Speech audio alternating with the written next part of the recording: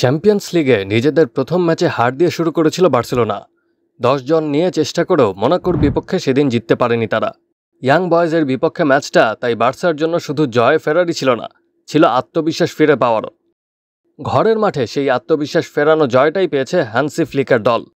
Young বয়েজের বিপক্ষে বার্সার জয় 5-0 গোলের ব্যবধানে। ক্যাম্প নুতে বার্সা শুরু থেকেই খেলেছে ফেভারিটের মতো। বলের ওপর পূর্ণ দখল রেখে প্রতিপক্ষকে রীতিমতো নাকানি খাইয়ে ছেড়েছে কাতালান ক্লাবটি। এদিন বার্সার এগিয়ে যেতে সময় লাগে মাত্র 8 মিনিট। শুরুটা করেন রবার্ট লেভানডস্কি, যিনি পরে নিজের দ্বিতীয় গোলও আদায় করে নেন। অন্যদের মধ্যে গোল করেন রাফিনিয়া ও ইনিগো মার্টিনেজ। এদিন বার্সার প্রথম গোলটি ছিল দলীয় আক্রমণের দুর্দান্ত এক দৃষ্টান্ত।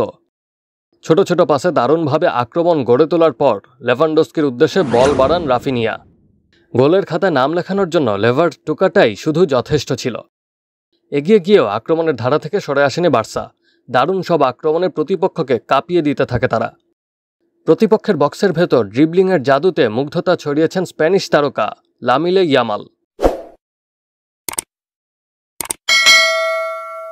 বার্সার আক্রমণাত্মক ফুটবলের সামনে ইয়াং বয়েজ একরকম কোণঠাসা হয়ে পড়ে। মূলত বার্সার আক্রমণ থেকেই সময় পার করছিল তারা। 34 মিনিটে ভেঙে যায় বয়েজের প্রতিরোধের দেয়াল। 34 মিনিটে বক্সের ভেতর পেদ্রির শট প্রতিহত হলেও ফিরতি শট জালে জড়ান রাফিনিয়া। 3 মিনিটের ব্যবধানে লিড 3-0 করে কাতালান ক্লাবটি। ফ্রি কিক থেকে হেডে গোল করেন ইনিগো মার্টিনেজ।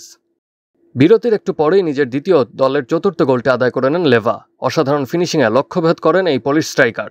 এরপর 80তম মিনিটে বল ক্লিয়ার করতে গিয়ে নিজেদের জালেই বল জড়ায় বয়েজ। শেষ দিকে সান্ত্বনা হিসেবে একটি গোল শোধ করে ইয়াং বয়েজ, যদিও সে গোল অফসাইডের কারণে বাতিল হয়ে যায়।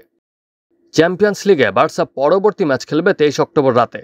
সেদিন তারা মুখোমুখি হবে বায়ার্ন মিউনিখের। Action sports.